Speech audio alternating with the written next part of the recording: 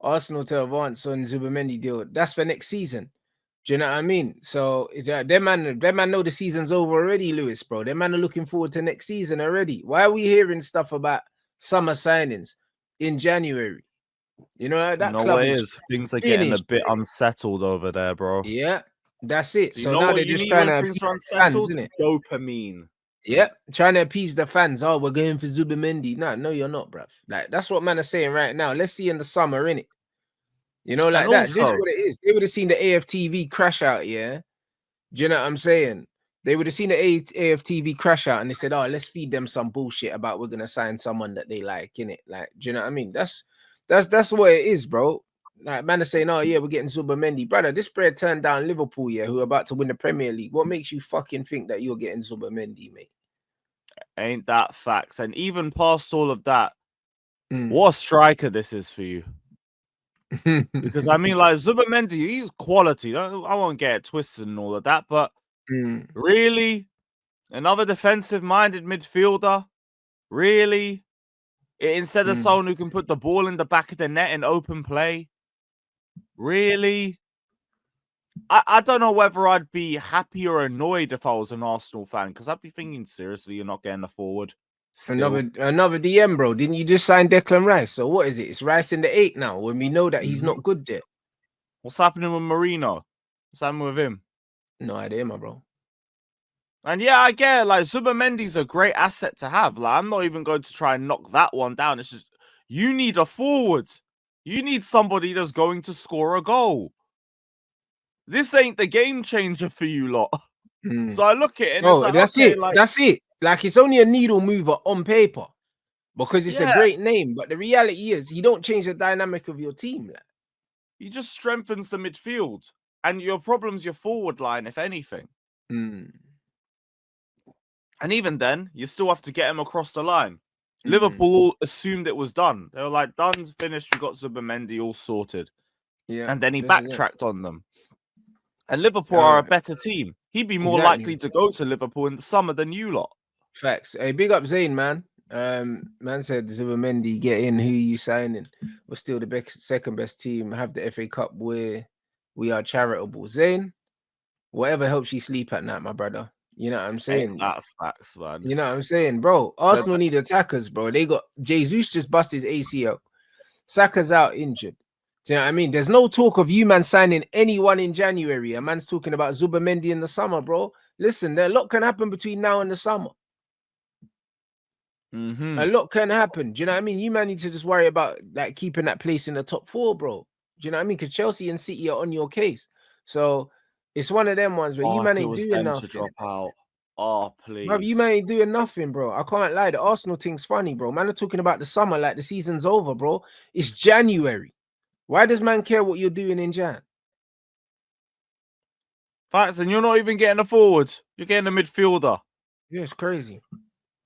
That isn't a game changer like that. Zero, I don't think he's leaving. You lot will get Nkunku, but I don't think we're gonna get Tel. Yeah, I agree. It is what it is. Bro, second is not yours, bro. Like, second is not yours, bro. I can't lie. It's not. It's far from yours. It's far from yours, bro. The season finished second. Yeah, bro. Trust me. City gonna sign 3-4 man in this window, yeah. Go on a run and finish above Arsenal, bro.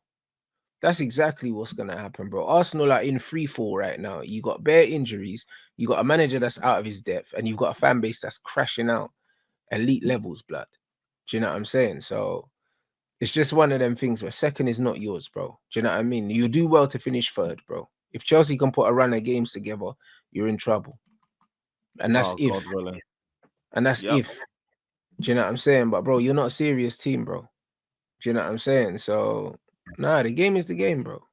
You know what I mean? Hey, big up my bro. Man said your Liverpool Little Man team vid went viral. Bro, this is why I started the clips page last week, because it's like, my clips always just find their way on the internet. I don't know how they get there. I don't know. I don't remember where they're from because I put out so much content, I can't remember where they're from. Do you know what I'm saying? So it's one of them ones. That's why now, bro.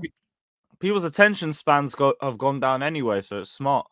100%. So you get me now. We're moving, but honestly, like it's one of them things where the January window's starting to heat up now, bro. Do you know what I mean? There's loads of talk of teams doing stuff now. I still don't think there's going to be loads of movement. I think it's going to be 99% speculation across the board. And yeah, we just need to wait and see, bro. But Nkunku leaving makes a lot of sense for Chelsea because he's not playing in it, and he's one of them players that falls into that category that he's too good to be on the bench. And also, while he's got value, do you know what I mean? You fuck him off, bro. And if you can get back what you paid for him, you're laughing. Yeah, and we've basically just shown that we're fine with him going now, which is just yet another indictment of his lack of importance in this Chelsea squad. So, whatever, go. Like, I just saw him play against Morecambe and he didn't even wow me. I thought he was the worst player on the pitch in that one. I don't even mean that in a bad way. It's just you weren't good and you were in the 10. So yeah, you might as well just go in it. Because you can't do the 9, you can't do the wings. And at the very least, Tel can do that. And in terms of him playing off the left-hand side, he looks like a different profile to Sancho, which is what I'd like. I'd like something a little bit different so I can vary it depending on opposition. If I need a game where I need someone who's just going to be a little bit more direct for me, I can put on Matthias Tel. And that would be like a nice little second-half addition for us.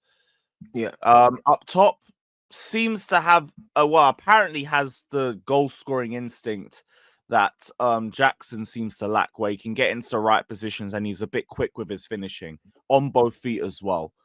So I again get the idea of it, but he don't want to go. So it's a nice idea and all that. And bro, he's only 19. Like, why do you want to go Chelsea now? Like, it doesn't make no sense. Like, how old is that Spanish striker that you got? That Mark Huey guy. He's like 18. Well, there you go, and then you're signing a brother 1 year older than him. Like, it's weird. It don't make sense. Chelsea need like an experienced striker. I'm not saying you need to get an older one, but you need to get someone they're in their moment now. Do you know what I'm saying? Someone like Tel, his best days are ahead of him for sure. Like, you need someone that's in their moment, bro. Do you know what I mean? Because Nicholas Jackson shouldn't really be your main striker, your only striker. Like, given where Chelsea are trying to go, bro. Like, they need a better striker than Jackson, bro. And they need a guy that's ready to play now. Like, Tel's good, yeah, but he ain't ready to lead the line in the Premier League for Chelsea. No, I hear that. And like, my thing, and I've been speaking with a few of my panelists, is that like it's been 2 seasons now and it's just been one striker that we've run with in the league. And I don't get that. How have we let it last for this long? That's why, like, the more I think about it, the more I'm just like, okay, look, go and get one now. I get it. Duran was kind of messed up because Gallagher didn't want to go there. Samu had the medical fail. But Osimhen was just dragged out so unnecessarily. And then the agent kind of screwed it as well, because I ended up speaking to my guy Jimmy and he's like, yo, we could have just got that guy on loan as well. And then that didn't run through. And he ended up having to go to Galatasaray later on. It was just all a mess. But now there's an opportunity for Osimhen in the summer. You could go get the lap. And I think it's going to be one of them too. I haven't really heard a lot of Gyökeres stuff. And Sesko, I still don't really know too much about. I just saw him score a banger on the weekend, and that's it. Apparently, like, this is meant to be his breakout season. I ain't heard a lot of him in terms of that. This guy's had about 3 breakout seasons, man. I'm not a huge fan of Sesko from what I've seen of him, bro. Like, it's just don't impress me. I think he's getting a lot of hype because there's not there's not really much going on, bruv. I'll be honest. Like, the striker market is dead. Yeah, you might as well just go for one of Delap or Osimhen at this point. But if it's Delap, just try and go for him now. Like, what's the harm in it? Worst you get is a no. But you'll get an idea of the valuation. And plus you can start talks to the player at this point. But do it now. Because I want my depth. I like Jackson, but like when Jackson ain't cooking, like there isn't an option. Because we don't rate Mark Hugh enough to bring him off the bench, and Nkunku ain't a 9. João Felix, I think, should be our number 2 option. We don't play him in the 9. So you gotta go get someone then. Drop the bag now for him. What was the reason why you guys didn't get Duran in the first place? Because obviously you were linked heavy with him. What was the actual reason why you didn't get him? We were trying to do the whole you take a player, we take a player sort of deal, and it was meant to be Gallagher going the other way. He didn't want to go Villa. So it just screwed the deal over. And I think we didn't, or we couldn't have paid all of that immediately for him, probably because something PSR related. That's why we wanted to send another player. It was like Matson for Kellyman. That's kind of what happened on that front.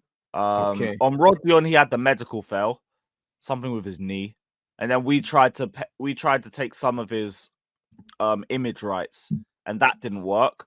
So the deal fell through, and we took Felix instead. Use Felix as the 9 depth, because Felix is another direct 1-2. False 9, Joao Felix. That's his position in modern football. Yeah, it makes sense because he's not creative enough for a 10, in my opinion. The guy's too selfish. Just play him as a 9. Because I don't mind that. Just play towards that strength. He's got decent ball striking, gets in the right positions, and he can take on a player one-on-one. Okay, fine. The problem is just Jackson being left there for 80, 90 minutes when he's not having a good game. Because that also breeds complacency. It's like, okay, cool. I've still got plenty of time.